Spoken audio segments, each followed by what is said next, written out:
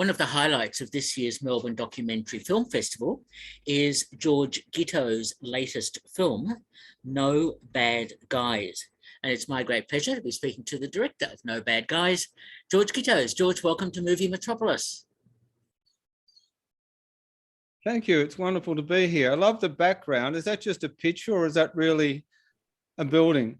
It is a real building. It's a photo I took when I was last in Berlin in 2019. I see. It's the German flag. I can see that now. Yeah. Yes, it's the Reichstag building, the government building. Yeah. It's the one that Christo wrapped up, is it? Or that was a different one? Might have been a different one. I'm not sure if he did that one. Anyway, we're not here to talk about Christo. We're here to talk about you. Sorry about that. That's fine. No, it looks so effective. I thought that might actually be behind you. You know, you might be sitting there and out on the lawn somewhere. I'm actually in Melbourne, but that's my background. It's a good illusion. It's a good illusion. Yeah. Filmmaking is an illusion. No, it's reality. Anyway, let's talk about. Sorry, I've forgotten your name. I better get back to your name.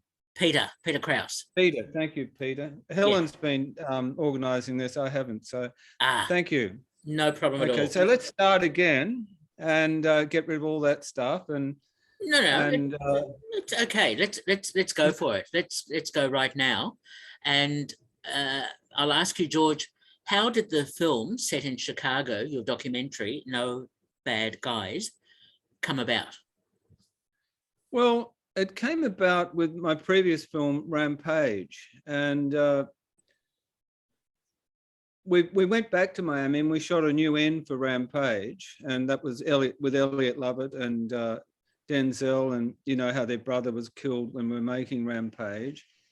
And I realized at one point I was in like a McDonald's in the hood, and I went to the men's room and some kids followed me in, and suddenly Elliot was in there, and the kids were about to put a gun to me and rob me or maybe even kill me. And I couldn't believe that some people so young were so threatening. So I thought, I've got to make a film about this. And we thought of doing it in Miami, but when the Rampage film came about, making Soundtrack to War, where Elliot Lovett, you know, the main character, did a great rap, you know, a rap battle in Uday's Palace. And I said, oh, look, you guys are just too brilliant. I'm going to talk to your officers, because they'd all been on 200 combat missions. The American Army mainly uses the African Americans and the Latinos and keeps the white soldiers back. And the feeling is two things. One, they're less likely to get post-traumatic stress because they've had these violent childhoods. And Elliot laughed at me. He said, George, this is safe compared with Miami, where I come from. And then Jonas Haggis was behind him, and he laughed. He said, oh, Miami's not nearly as dangerous as Chicago. So Jonas has been on my case to do something there. And he would have been insulted had I done the second film again in Miami. And it was a strange experience because I was relying on him as my access point. Elliot had been a great access point. And I arrived and he had a limo organised to pick me up. And in the meantime, he's become a millionaire. He owns a lot of Krispy Kreme franchises. And we went back and stayed overnight. And in the morning, his wife came out and said, George, I know you've come all the way and Jonas has promised to help you, but I don't want him to be killed. I don't want him to go back there. It's been too hard for us to get away from all that. They're now out in the suburbs. Well, I would have been a terrible person if I'd ignored his wife. And so here I was in Chicago without any contacts. And a kind of minor miracle happened. The assistant cameraman is Waqar Alam, who's from Pakistan and Afghanistan. He's worked with me now for years. And we went to, I think, the one Starbucks in Southside Chicago and got a newspaper and found a place that we could go and rent. And we went there and I realized that all around it, the house has been knocked down. So people would see us going in and out with the cameras. So it was no good. And I saw this beautiful looking, very tall, handsome black guy putting stuff in the back of a nice car. And I thought, I'll walk over and ask him whether he thinks this is a good place. And as I walked up to him, you won't believe this, he said, "George, what are you doing here?" What's the chances of that? And he'd done a film course at Syracuse University when I was doing a residency there, and I'd taught him. And he said, well, there's the 2 apartments in this block, which we're standing next to, which turned out to be Crime Central in Southside. What's the street, Helen? It's Rhodes, 67th and Rhodes. 67th and Rhodes, like Rhodes Scholarship.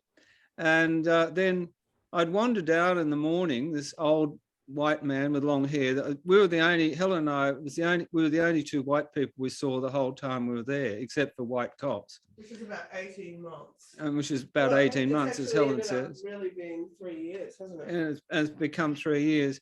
Anyway, the locals would come over to investigate me. I'd go down and sit on the corner. And luckily, the gang that owned that corner, the corners are like drug selling franchises, were all in jail. So I had the corner. I'd sit on a log. And so I got to it. I said, look, I want to do a film, you know, with young gangsters. And I'm interested in ones that have been shot and injured and survived. And they said, well, you've got to meet Soldier.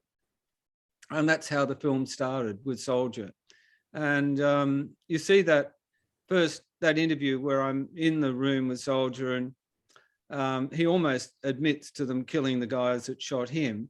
And little Dave had to interrupt, you know, before he'd incriminated himself, and said, you know, shut up. And so people ask us, how do we get trust that quickly? And what I found in all war zones where people had war all their lives, as a survival thing, they learn to assess someone in seconds, you know, minutes. And so within 15 minutes in that room, they'd figured out that I was no threat, and in a way I could be an asset. And, you know, that very powerful interview was actually the first interview I'd done. And it's not something I did after I'd spent a month getting their confidence.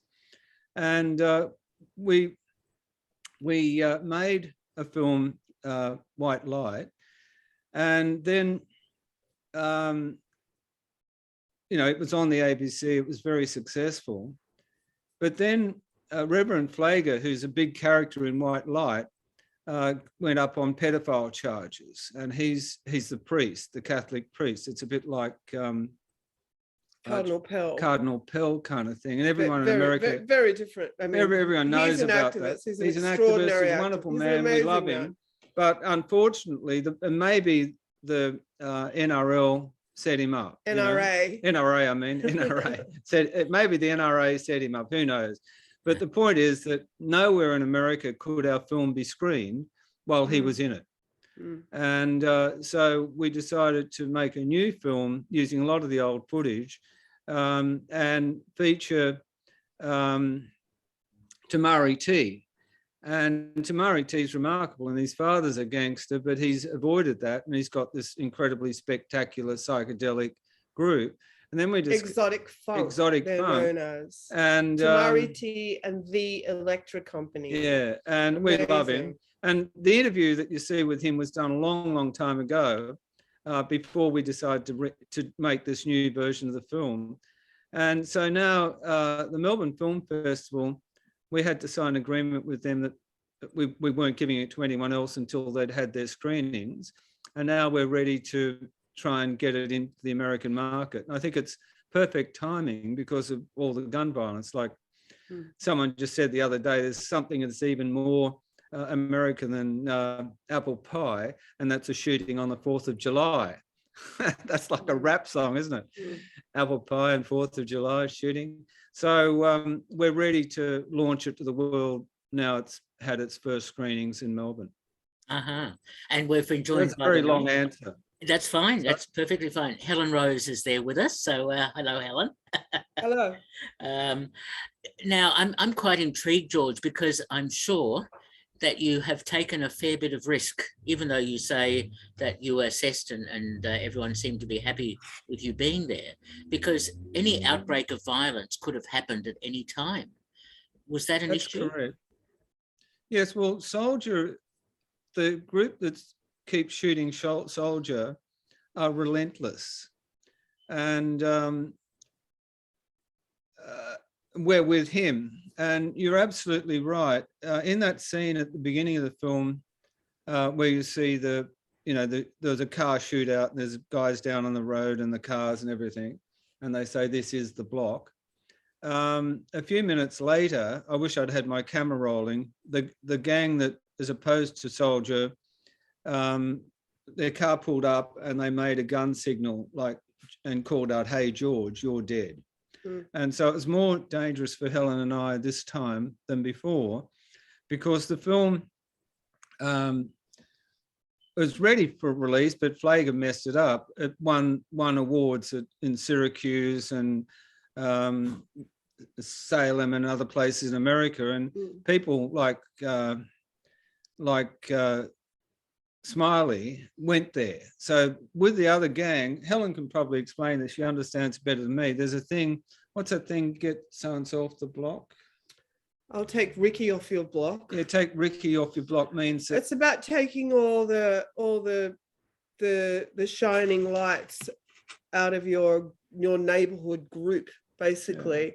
Yeah. I mean, the whole notion of gangs is, gang and fear is like the new N word, because the reality is that George and I were there for a solid 18 months and then another year after that, off and on.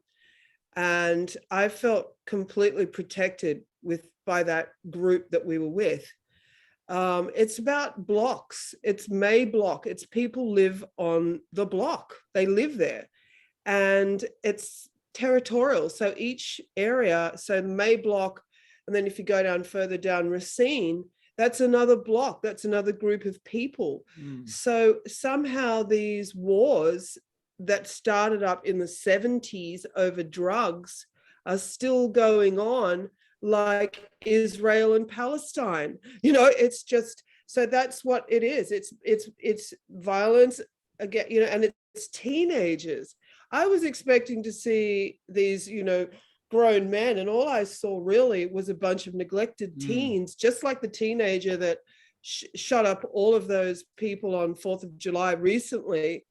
There is a lot of poverty and a lot of neglect, but there are so many guns that these children's lives are destroyed before they even have a chance to know what they're doing, because they've killed someone. Yeah. And I know, as an ex-school teacher, what teenagers are like. We all know what teenagers are like. They're still children. Their brains are still growing. If we gave them guns, that would be the most heinous form of child abuse and a criminal state act. And I think that there is no sensible or senseless violence. It's just madness to do this. And I think that everyone is, the pennies, I don't know why they've taken such a long time to drop in the US, but, the Senate is clearly blocking any gun reform, which is just total madness. There's no other explanation for it. And it's exacerbated by Facebook and social media. Yeah. So Facebook has a huge, there was the woman who spoke out on Facebook about the girl who was virtually bullied to death. Well, Facebook is the conduit for murder, these teenage murders, and there are thousands of these Albert teenagers. says it in the film. He says that my son was killed just for words. It wasn't over a girl. It wasn't over drugs. It was just for words. So. And so that's Facebook is the catalyst. Facebook is, you can locate where someone is, you can check in. Hi, I'm here at Soldier's place. The other gang sees that, they're all waiting outside, bang, bang, bang. Yeah, they locate each other. And then they go to each other as well. And then, and they show that, so you'll see suddenly these teenagers, we're talking 14, 12-year-olds with automatic weapons. Yeah. Military grade arsenal. you know. I mean, they should send some of that to the Ukraine where we've just been and put it in some sensible hands. But I mean, the horror goes on. And the other thing that exacerbates is that from an early age, most of these children, like you see Soldier and his partner and their little boy. Tia who just died, and I've mentioned that. Yeah. They're playing these games with guns, you know, from like baby stage. They're virtually before they get out of nappies, and that's sort of like a child minding thing. You know, they just hand them the phone, and in the movie you see a gangster who is a killer, showing the little boy how to little Alvin how to identify a handgun from a other gun, and so he starts shooting the handgun. And then as Smiley says, you know, as soon as they get a real gun, they want to use it. So they're conditioned. And originally these games were made by the military to help the reflexes and responses of military soldiers in actual warfare. But it's changing, as Helen says, as a teacher, the brain patterns and the way these kids think. Of course. So and most of them, you know, they kill at such a young age that they're in and out of jail because they're too young to stay in jail. And a lot of the adults are terrified of them. It's very senseless. It's no longer like we saw in the movies between gangs about drugs and things like that. It's about trivia. And of course, so many of these kids are on drugs. So they're out off their faces and they end up doing something like killing people. And, you know, I mean, our teenagers here, they get completely obliterated. They do something crazy. They drive a car, you know, but that's rare. But imagine if we just said, here, have some automatic weapons. As Max says in the car, we take him and he talks about his friend who's been killed and his body dumped in the river.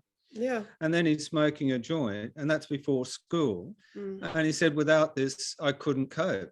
And so they're addicted to drugs because that's helping them cope with all the violence and self-medicating. But also means that they're quite often in an altered state of mind.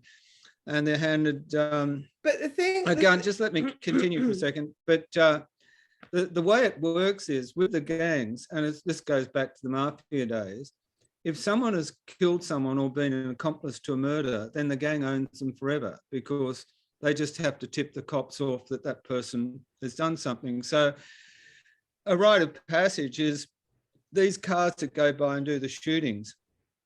There's always three in them. One's probably the shooter, but the other two are accomplices. And so, for example, with Little Mac, he'd never done that. And I warned the others that he was going to be a successful singer, and so to protect him from it, because I knew that they had to be protected from that. But there's good news in that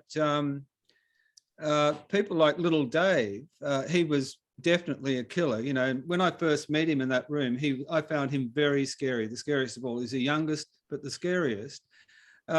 He's now done, you know, I went and saw him get the awards. He's now got a couple of trade certificates and one for George means a potential killer. You know, we're not saying, you know, because we're not going to be incriminating anyone. Anyway, but he's turned his life around. But he's now done a full university music course, and he's running a music studio, you know, and that was his dream. And that's where we don't just make films, and you know, every step of the way we've assisted him, including being there when he gets his certificates. We're still working with him now.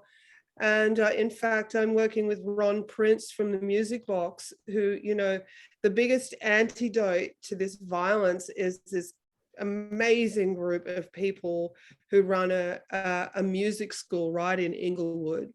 And Tamari T is one of their prize students. And these are the people that have grown up in that area. And myself as a musician going there, I started to realize that, you know, that Chess Records, which is at 2021 South Michigan, Mahalia Jackson, Earth, Wind and Fire, Willie Dixon, all of those incredible legends were on segregated south side of Chicago. So these guys are still, you know, the Ron Prince and Rick, who run Music Box, they grew up with Willie Dixon tutoring them. And, you know, I mean, Willie Earth, Wind Dixon, and Fire. they hung out with Earth, Wind and Fire. Willie Dixon, of course, wrote Little Red Rooster.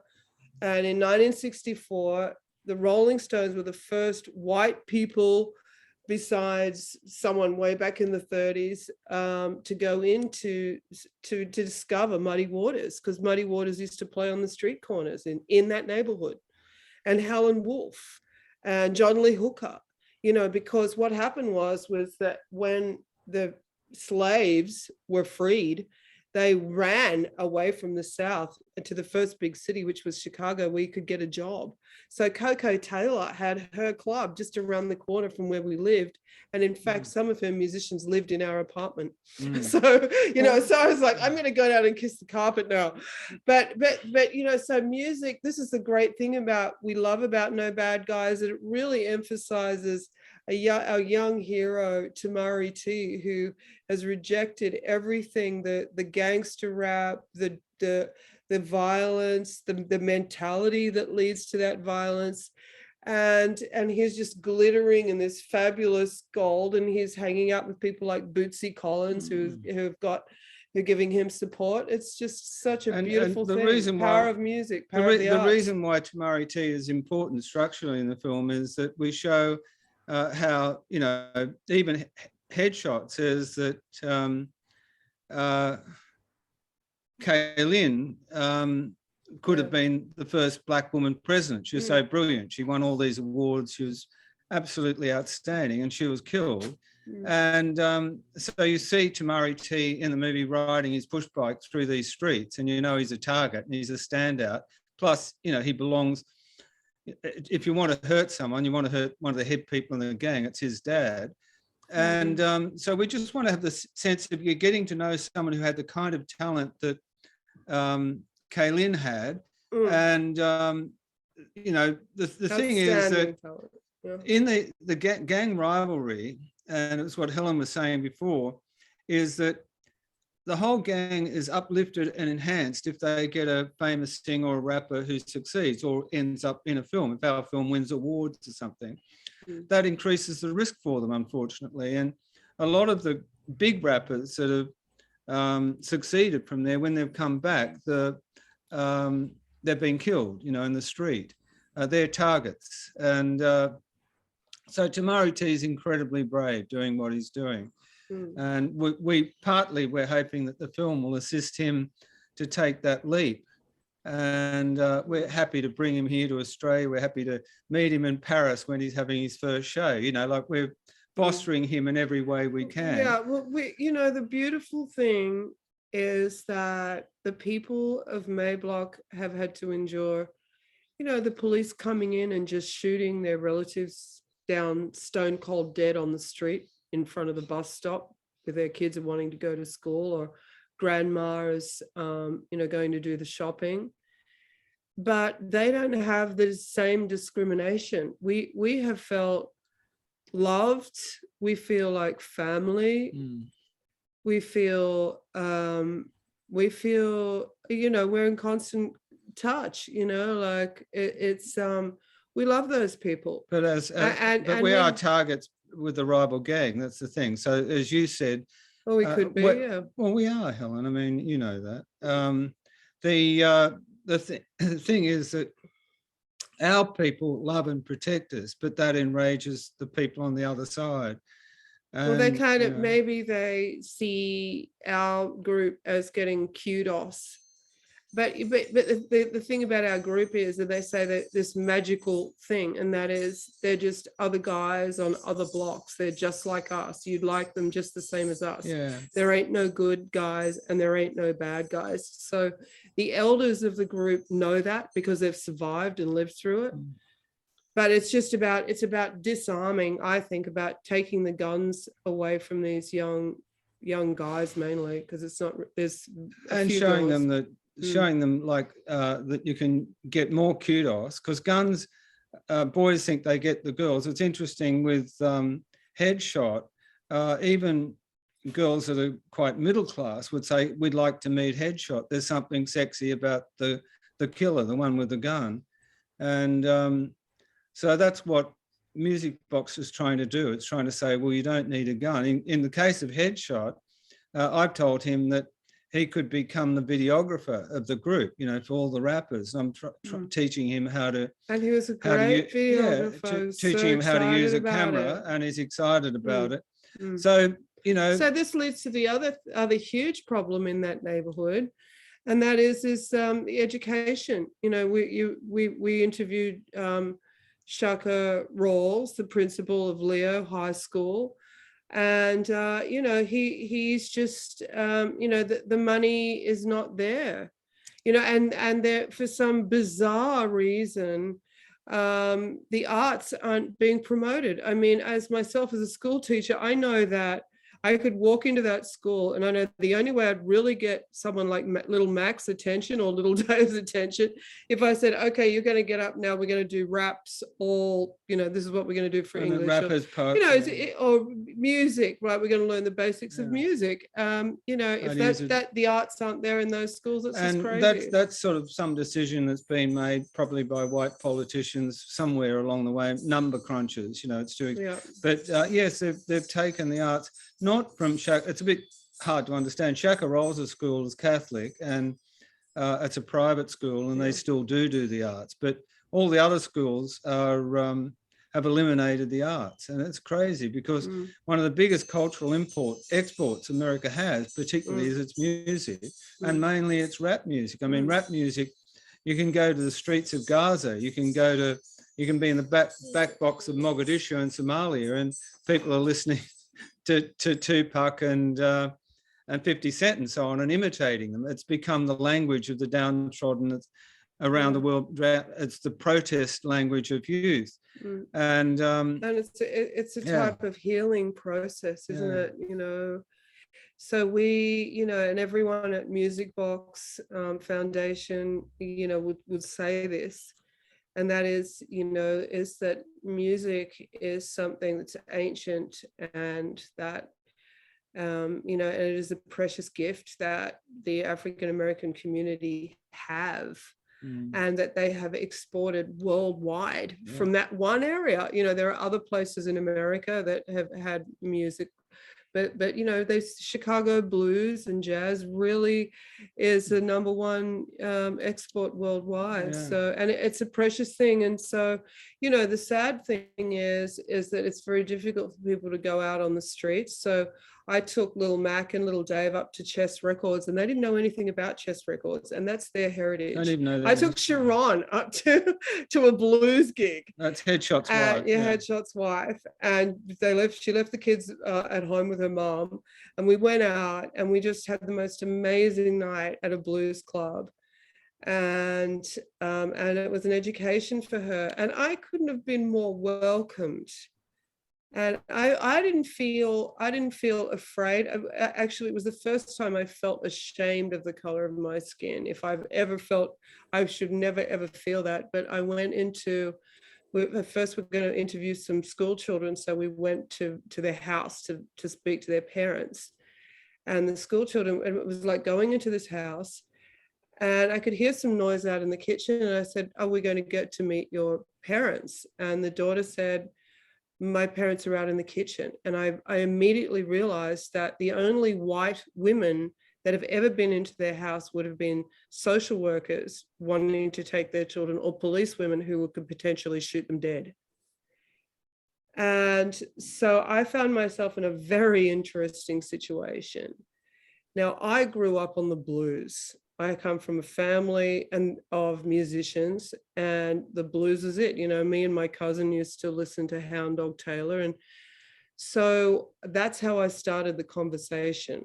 And I just reeled off names like Memphis Minnie, you know, sort of like Blind Lemon Johnson, and, you know, and suddenly it was like, oh my God, you know, like, and then it was like, sing something for me. And then it was like, oh my God, I'm going to make you dinner. You're going to come to my church, you know, but it was just like, wow. Helen singing in all these situations is our passport in a lot of ways, because Helen has a beautiful voice like Mahalia Jackson, and they recognize that. And it's very rare, you know, to have a white woman from outside coming and singing, which is in a way which is so informed by the blues. But George's artwork, of course, is you know, like is something everyone can relate to. You know, George is loved by the people of Southside, and you know, that's how we did create a Yellow House, because you know, everyone wanted to come and, you know, participate in the arts. If we can, we've got our Yellow House in Afghanistan, which has been very successful, and it's still running. I'm heading back to Afghanistan in 2 weeks, and the Taliban accept it, and we've, you know, done a huge amount there. But we're looking at purchasing a place. They're very cheap in Southside Chicago, near Music Box, and collaborating with them and having like a joint Yellow House Music Box. And that's our dream. And that's our dream. And we are you know, it is risky for us, as I said, but we're prepared to take that risk. And the interesting thing was that the apartment we moved into was done by the run by the Gangster Disciples. That was their area, their headquarters. That whole area. No, we had a few in the building. Yeah, that's what I mean. That area. The thing is that they were the deadly enemy of the Stones, who are the Black Stones. Black Stones, who we did the film with, which are basically old street names too. Yeah, and we gradually, you know, they grew to love us, and they didn't like the fact that we were doing the opposing gang, and they don't like using that word gang. But eventually, we developed a safe passage so that our guys could come there and be with us, and that started working towards a peace through the arts. And both sides started to see it was human. So we'd be filming our guys out in the street, and the leader of the Gangster Disciples would be going past in his car, slow down, and normally that'd be slowing down with a gun and shooting them. And he's saying, "How's the filming going? Can I help?" And so that's a transformative power of doing something like this. So on the one hand, yes, we could, like at the end of the film, Smiley says, you know, any of us can be killed any day. And that was like a few days after one of them had been killed. And we'd been invited to the party where he was killed. We didn't go.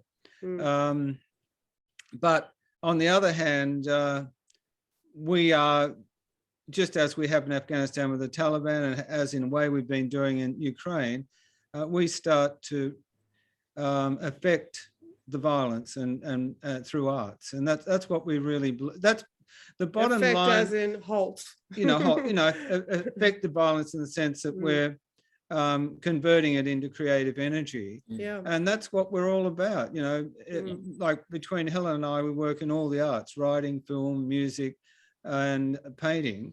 And the lovely thing for me is that none of these guys would even have baby photographs of themselves. And I did all their portraits. You can see some of them in the film when I introduced them. And I'm able to go down to Kinko's and get large prints made of the paintings and then get them framed. So they've all got them on their walls. And it's interesting when they do a Zoom talk or WhatsApp talk with us, usually you can see a painting I've done of them behind them in the talk. And when their music videos comes out, there's a Gittoes in the background. And it makes them feel very, very special. It does. I'm almost out of time, I've just noticed. Just very quickly, you've come back from Ukraine. What are you planning there? Yeah. Well, we've been in Ukraine for 3.5 months, and we're making 2 feature documentaries and a short film. And it's been an incredible experience, another amazing experience. And we've been working with our brethren, our people, the artists of Ukraine. Whenever we meet artists anywhere in the world, actors, musicians, filmmakers, we're like our own separate country, because we all know the history of art. We all speak the same language. We know the practice and the craft of the various disciplines.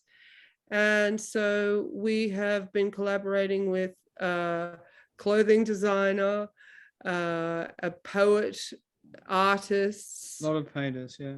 painters, Musicians. Yeah. sculptors, musicians, actors. And we brought it all together in a massive show at the destroyed House of Art in Irpin. So the Russians want to make out that the Ukrainians don't have their own culture, and so they're targeting all the museums and art spaces, theatres, and so they've destroyed them in Mariupol and Donbass and all of these places. And the first one to be destroyed was the House of Art, which was about as big as the Art Gallery of New South Wales was before they did the additions. And they just hit it over and over again with rockets, mortars, artillery. And so Helen did a beautiful performance piece in there and took over the inside. I converted one of the rooms into a studio and did collaborations. And then we did a giant show where we hung 90 works of art, many by Ukraine artists, on the outside. Okay, and, I'm going to have to stop there because I've run out of time. my Zoom is finishing on me. So look, thanks so much, George Gittoes and Helen Rose, for talking to me about No Bad Guys, and look forward to the Ukrainian experience on film as well. Thank you. Thank you. Thanks so much. And thank you, Melbourne Documentary Film Festival. Wonderful to be a part of that. We love Melbourne. Just before you go, Helen wanted to sort of have a little critique from you of the film, like a little bit of feedback. Do you think that it communicates well and it's well, or is it reasonably well edited? All the points you've made certainly come across in the film.